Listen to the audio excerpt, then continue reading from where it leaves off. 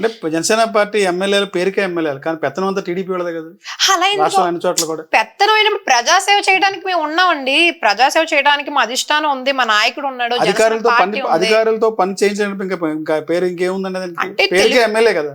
అలా అంటారు మీరు, కానీ తెలుగుదేశం అయినప్పటికీ ఏ ఎమ్మెల్యే అయినా సరే, ఏ జనసేన పార్టీ అయినా, తెలుగుదేశం పార్టీ అయినప్పటికీ కూడా కొంచెం తెలుగుదేశం పార్టీ కొంచెం బలమైన పార్టీ కాబట్టి దాని ఎఫెక్ట్ అయితే 100% జనసేన పార్టీ మీద పడుతుంది.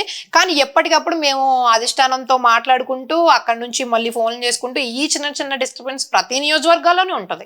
మీకున్న ఎమ్మెల్యేలు దాదాపు మెజార్టీ ఆరోపణలు వచ్చేది అదే, పేరుకే మేము ఎమ్మెల్యేలు కానీ పెత్తనం మా దగ్గర ఏమీ లేదు, కనీసం మాకు అధికారులు కూడా మాట వినట్లేదనే పరిస్థితి ఉంది. ఉదాహరణ చూస్తే పోలవరం, చిరి బాలరాజు గారు, నరసాపురం, విశాఖపట్నం, ఇలా చెప్పుకుంటూ వెళ్తే జనసేన పార్టీలో ఉన్నటువంటి మెజార్టీ ఎమ్మెల్యే పరిస్థితి అని చెప్తారు.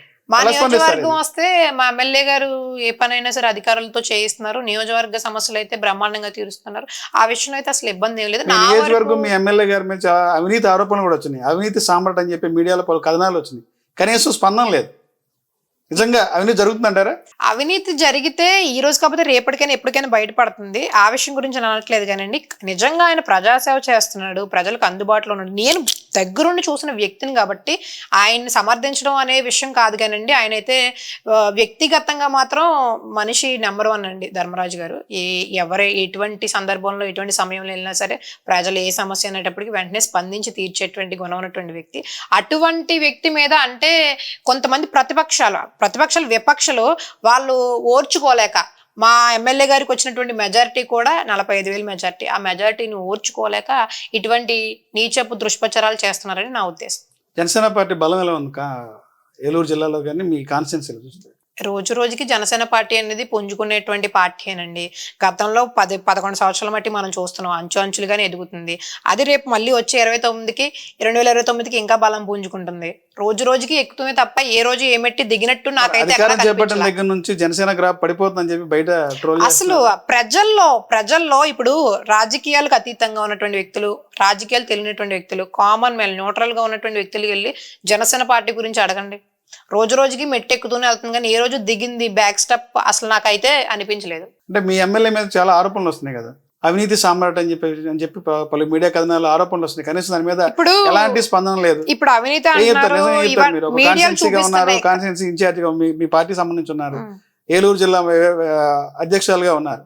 ఇప్పుడు నిజంగానే ఆయన చేశారు అనుకోండి, నిజంగానే చేశారు, రమ్మానని డిబేట్ లో స్పందించి మాట్లాడాలి కదా, ఎక్కడ అవినీతి జరిగింది, ఎక్కడ ఏ సందర్భంలో ఆయన ఎక్కడ అవినీతి చేసింది, ఎక్కడ ఆయన చేజార్చి తీసుకున్నారో, ఎక్కడ ఎవరెవరి దగ్గర ఎంత తీసుకున్నారో. ఈరోజు కమిషన్లు అని కానీ ఇంకొకటి అని కానీ సంథింగ్ వస్తున్నాయి. రమ్మానండి డిబేట్ లో స్వయంగా నేనే పాల్గొంటాను, ఎక్కడ అవినీతి చేశారని. ఈ రోజు ఆయన చిన్న తిరుపతి కాలినడక నడిచినటువంటి భక్తులకు కానివ్వండి, ఆయన ఎన్నో నిత్యాన్నదానం చేసేటువంటి వ్యక్తి. అటువంటి వ్యక్తి మీద మనం తప్పుడు ఆరోపణలు చేయడం అనేది ముమ్మాటికి తప్పని నేను హెచ్చరిస్తున్నాను. గుంటూరు నియోజకవర్గంలో జనసేన పార్టీ ప్రభావం ఎలా ఉంది? జనసేన పార్టీ గతంలోకి ఇప్పటికి గ్రాఫ్ అయితే పెరిగింది, కానీ కార్యకర్తల్లో అయితే మాత్రం కొంచెం బాధాకరమైనటువంటి సంఘటన ఏమందంటే గుర్తించట్లేదు. అది ఉన్న ఫ్యాక్ట్ అది. కానీ ఏ రోజుకైనప్పటికీ మా ఎమ్మెల్యే గారు అందరు ఉద్దేశాలు మొన్నటి రోజుల్లో కూడా మా ఉద్దేశాలు స్వయంగా స్వీకరించి ఎలా అయితే బాగుంటుంది, ముందుకు ఎలా వెళ్దాం, ఈ లోకల్ బాడీ ఎలక్షన్ లో కూడా బ్రహ్మాండమైనటువంటి మెజారిటీ మనం పొందాలి, స్వీకరించాలనేటువంటి ఉద్దేశంతో ఆయన అయితే ముందుకు నడుస్తున్నారు. గతంలో పవన్ కళ్యాణ్ గారు సామాన్యమైన వ్యక్తుల్ని అసెంబ్లీకి తీసుకెళ్తా ఉన్నారు, లబ్బర్ చెప్పులతో ఉన్న వ్యక్తుల్ని అసెంబ్లీలో కూర్చోబెడుతున్నారు. నిజంగా ఎన్నికల్లో 24 ఎన్నికల్లో ఆ పరిస్థితి నిజంగా జరిగిందంటారా? అతి సామాన్య వ్యక్తులని అసెంబ్లీకి తీసుకెళ్లారా పవన్ కళ్యాణ్ గారు? సామాన్య వ్యక్తులు అంటే రాజకీయాలు ఇంతకు ముందు తెలియనటువంటి వ్యక్తులు, నేర చరిత్ర లబ్బర్ చెప్పులు వేసుకున్నటువంటి వ్యక్తిని అసెంబ్లీ అది కరెక్ట్. ఇప్పుడు ఎంతంత మాత్రంగా లక్షల వేల కోట్లు ఉన్నటువంటి వ్యక్తులు అయితే కాదు, 21 సీట్లలో అవినీతి చరిత్ర ఉన్నటువంటి వ్యక్తులు అయితే కాదు, నేరస్తులు అయితే అసలు కాదు, రౌడీ షీట్ లో ఉన్నటువంటి వ్యక్తులు అయితే కాదు. ప్రజల ఇబ్బందులు తెలుసుకుని పరిపాలించేటువంటి వ్యక్తులనే ఈరోజు ఆయన అసెంబ్లీలో కూర్చోబెట్టారని నేను చెప్తానండి. 21 స్థానాల్లో వ్యక్తుల గురించి నేను అడుగుతా. అదే జగన్మోహన్ రెడ్డి 151 స్థానాల్లో నేర చరిత్ర లేనోడు ఎవడైనా ఉన్నాడా? మీ పార్టీలో లేరు. జనసేన పార్టీలో మా అధిష్టాన నాయకుడి దగ్గర నుంచి చిన్నపాటి కార్యకర్త వరకు కూడా ఎవ్వరికి కూడా ఎటువంటి అవినీతి మచ్చ అనేది లేదని నేను చెప్తాను. ఎందుకంటే ఏదైనా ఆశించే కదండి పార్టీలోకి రాజకీయాల్లోకి వచ్చేది. జనసేన పార్టీలోకి స్వచ్ఛమైన సేవ చేసే వాళ్ళు కావాలి. మా పార్టీలో అవినీతి, దోపిడీ, దోచుకోవడం కుదరదు. ఇది ఓపెన్ స్టేట్మెంట్. అవినీతి రహిత పార్టీ జనసేన పార్టీ అని నేను దోచుకోవడం కుదరన్నప్పుడు గత 2 రోజుల క్రితం నుంచి ఒక సోషల్ మీడియాలో ట్రోల్ అవుతుంది. మాజీ మంత్రి దేవినేని ఉమా గారిని, కర్ణాటక రాంబాబు గారిని ఆడియో ట్రోల్. 100 కోట్లు ఇప్పటికే 100 కోట్లు సంపాదించాడు మన ఎమ్మెల్యే అని చెప్పి అంటారు. మీ పార్టీ ఎమ్మెల్యే నిజంగా 100 కోట్లు సంపాదించారా? ఏడాదిలో 100 కోట్లు సంపాదించారా? ఎలా అవుతుందండి అసలు మీరు అసలు ఎలా అవుతుంది ఆరోపణలు? ఇప్పుడు నేను అంటాను, ఒక మాజీ మంత్రి ఒక నాయకుడు మాట్లాడినటువంటి ఆడియో సంభాషణ మీడియాలో ట్రోల్. ఇప్పుడు నేను అలాగొద్దాను స్వయంగా. మీ దగ్గర ఏంటంటే S4 మీడియాలో చేస్తున్నారు, మీకేనండి 100 కోట్లు, మీకేనండి సూటు పూట వేసుకొచ్చారు, నేను చెప్పగలుగుతాను. సాలరీస్ పనిచేస్తారు. అదేనండి, తెలియదు కదా.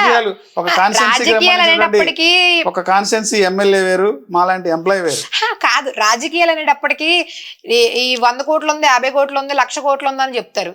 వాస్తవాలు వచ్చేటప్పటికి ఏం జరగవు కదండి. వాస్తవాలు వచ్చినప్పటికి ఏం జరిగింది ఏంటనేసి ఇప్పుడు డిబేట్ లో పాల్గొమాలనే స్వయంగా నేనే చెప్పగలుగుతాను ఎవరి చరిత్ర ఏంటనేది. దీని మీద పార్టీ ఎలా స్పందించింది ఈ ఆడియో ట్రోల్ మీద? పార్టీ స్పందించడానికి ఇప్పుడు ప్రతి చిన్న విషయానికి కళ్యాణ్ గారు వచ్చి లేదంటే నాయకులు 100 కోట్ల ఆరోపణ అంటే మీకు చిన్న విషయం అంటారా? చిన్న విషయం అనేది కాదు, ప్రూఫ్స్. మళ్ళా మాట్లాడేది కూడా ఒక మాజీ మంత్రి కేడీసీసీ చైర్మన్ చేశారు ఆయన కూడా. వాళ్ళిద్దరి మధ్య అయినటువంటి ఫోన్ కాల్, అది ఆడియో పెద్ద వైరల్ అయింది. అది పార్టీకి సంబంధించి సోషల్ మీడియాలో మెయిన్ మీడియాలో కూడా వచ్చింది. 100 కోట్లు సంపాదించంట కదా ఏడాదిలో అని చెప్పన్నారు. అంటే ఏడాదికి 100 కోట్లు అంటే 5 సంవత్సరాల్లో 500 కోట్లు సంపాదిస్తారా ఒక ఎమ్మెల్యే? ప్రూఫ్ ఉందంటారా? అది మీ పార్టీ అడగలేదు. ప్రూఫ్ మాజీ మంత్రి ఫర్ ఎగ్జాంపుల్ మా ప్రతిపక్షాలు ఎవరైతే ఉన్నారో నేను ఫోన్ చేసి ఇదని చెప్తాను, అది ఆడియో లాక్ అవుతుంది, విత్ ఇన్ ట్రోల్ చేసేస్తారు. అది కాదు కదా, సాక్ష్యాలతో నిరూపించాలి కదండి. ఇప్పుడు ఇన్కమ్ ట్యాక్స్ రైడ్ పంపించమని అలాంటి దాని మీద మీ పార్టీ యాక్షన్ తీసుకుందా అంటున్నాయి. ఖచ్చితంగా అది వాస్తవం అని తెలిస్తే దాని పక్కన మాట్లాడగలుగుతారు. దానికి సంబంధించినటువంటి ఎందుకు అంత 100 కోట్ల ఆరోపణ అంటే చిన్న విషయం ఏం కాదు, పెద్ద విషయం. దాని వెనకాల ఎవరు బడా నాయకులు ఉన్నారనేది కూడా పార్టీ ఖచ్చితంగా వెలుగులోకి తీసుకొస్తుంది. రాష్ట్రంలో రెడ్ బుక్ పరిపాలన నడుస్తుందా, అంబేద్కర్ రాజ్యాంగం నడుస్తుందా? అదైతే కన్ఫ్యూజన్ అయినటువంటి విషయం. రెడ్ బుక్ అనేది లోకేష్ గారు ఒక అంశం మీద తీసుకొచ్చారు. అంబేద్కర్ గారి రాజకీయం ప్రజాస్వామ్యంలో అవినీతి లేకుండా, మచ్చ లేకుండా రాజకీయాలు ముందుకు నడవాలి అంటారు. అది 100% నడుస్తుంది అనేది లేదు. ఎందుకంటే గతం నుంచి చూసుకున్నప్పుడు అయితే అది ప్రజాస్వామ్యానికి విరుద్ధంగానే రాజకీయాలు నడుస్తున్నాయి. దాన్ని ఇప్పుడు మనం మార్చేయాలి, ఈ ఒక్క సంవత్సరంన్నరలో వచ్చి కళ్యాణ్ గారు మార్చేయాలి, డిప్యూటీ సీఎం గారు మార్చేయాలంటే అది అవ్వేది కాదండి. పరిపాలన ఆంధ్రప్రదేశ్ లో అంబేద్కర్ రాసిన రాజ్యాంగం నడుస్తుందా, నారా లోకేష్ గారు చెప్పబడే రెడ్ బుక్ నడుస్తుందా? దానికి నేను చెప్పలేను. అంటే 100% వైసీపీ అనేది ఏంటంటే రెడ్ బుక్ పరిపాలన భాగంగా అక్రమ కేసులు పెడుతున్నారు, అక్రమ కేసులు పెట్టి అన్యాయంగా ఇరికిస్తున్నారు అనేది, ఎవరైతే వైసీపీలో ప్రధాన నాయకులు ఉన్న వారి మీద అక్రమ కేసులు పెడతారు అనేది దానికి ఉదాహరణ ఈ రెడ్ బుక్ అంటారు. ఇప్పుడు కాదంటారా? లోకేష్ గారు ఏ విధంగా అయితే దీన్ని తీసుకొచ్చారంటేనండి, ఎవరికి ఇప్పుడు మహిళలకి, ఇప్పుడు నేను వచ్చానండి స్వచ్ఛంగా రాజకీయాలు చేయాలని రాజకీయాల్లోకి వచ్చాను, నాకు ఇబ్బంది జరుగుతుంది, నన్ను ఇబ్బంది పెడితే వాళ్ళ మీద యాక్షన్ తీసుకోవడానికి నేను రెడ్ బుక్ అనేది ప్రవేశపెట్టాను అన్నారు. అంతేగాని అరాచకాలని లేదంటే తప్పుడు కేసులు పెట్టి జైల్లో పడేయడాలని ఇబ్బందికరమైనటువంటి స్టేట్మెంట్లు ఏమి ఆ రెడ్ బుక్ లో లేవు. ఇంకా దానికి మీరు అనేదానికి ఇంకేముందని సంబంధం. రెడ్ బుక్ పరిపాలన కొనసాగుతుంది అని అంటే అక్రమ కేసులు పెడుతున్నారు. వైసీపీలో ఉన్నటువంటి ముఖ్య నాయకులు ఎవరైతే ఉన్నారో, ఎవరైతే యాక్టివ్ గా ఉన్నారో వారిపైన అక్రమ కేసులు బనాయించి అరెస్టులు చేసి లోపల పెడుతున్నారు అనేది ప్రధానమైన ఆరోపణ వైసీపీ చెప్పి. అసలు నిజంగా రెడ్ బుక్ పాలనే మన ఆంధ్రప్రదేశ్ లో రాష్ట్రంలో కొనసాగుతుంది అని మనం అనుకుంటే 151 మంది ఎక్కడ ఉండాలండి ఈ రోజు? మీరు చెప్పండి, 151 మంది ఎక్కడ ఉన్నారు? కేసులు ఉన్నాయి, కేసులు రన్ ఉన్నాయి, బెయిల్ మీద బయట తిరుగుతున్నారు. వాళ్ళు చేసినటువంటి గతంలో అవినీతి తవ్వుకుంటే అంచెంచుల కింద ఉంది. అది మన మాటలో చెప్పుకోలేనటువంటి విషయం. ఈ రోజు జైల్లో ఉండాలి. చేసినటువంటి టీటీడీ టికెట్ల విషయంలో కానీ లేదంటే టూరిజం అడ్డం పెట్టుకుని కానీ. మరి ఇప్పటికి దాని మీద గవర్నమెంట్ మీరే ఉన్నారు కదండి, కూటమి ప్రభుత్వం ఉంది కదా, దాని మీద ఎంక్వైరీ చేసి అదే పర్సన్ జైలు పెట్టారు. ఎంక్వైరీ ఆల్రెడీ వేస్తున్నారు కదా, నడుస్తుంది. అంటే మీరు చెప్తున్నది ఏంటంటే ఇప్పుడు ప్రజాస్వామ్యాన్ని కొల్లగొట్టి మేమేదో రెడ్ బుక్ అనే దాన్ని ప్రవేశపెట్టి అక్రమంగా మేము కేసులు పెట్టి మేము పరిపాలన కొనసాగిస్తాం అన్నటువంటి విషయంలో చెప్పారు. అదైతే వాస్తవంగా ఎక్కడ జరగట్లేదండి. తప్పు చేసినటువంటి వ్యక్తులకు అంటే లోకేష్ గారు ఏ విధంగా ఆలోచించారంటే కార్యకర్తలకు సేఫ్టీ, మేము బయటకు వచ్చి చేస్తున్నాం, రేపొద్దున ఇంకో నలుగురు రావాలి, యువత కానీ లేదంటే పెద్దోళ్ళు కానీ ఎవరైనా సరే రాజకీయాల్లోకి నిస్వార్థంగా వచ్చి పనిచేసే వాళ్ళకి ఎటువంటి ఇబ్బంది కలగకూడదు, రెడ్ బుక్ అనే దాన్ని ఒకటి ప్రవేశపెడితే ఇబ్బంది లేకుండా ఉంటది అనేటువంటి ఒక మంచి లక్ష్యంతో మంచి ఉద్దేశంతో ఆయన ప్రవేశపెట్టారు. దాన్ని కూడా రాజకీయం చేయడం అనేది ముమ్మాటికి తప్పు అనేది నా ఉద్దేశం అండి. రాష్ట్రంలో మహిళలకి స్వేచ్ఛ ఉందా ఆంధ్రప్రదేశ్లో? రాజకీయాల్లో ఉన్న వాళ్ళకి లేదు, కామన్ మ్యాన్. ఇంకా కామన్ ఉమెన్కి ఉంటుందని నేను ఎలా అడుగుతాను? నేను అయితే చెప్పలేను.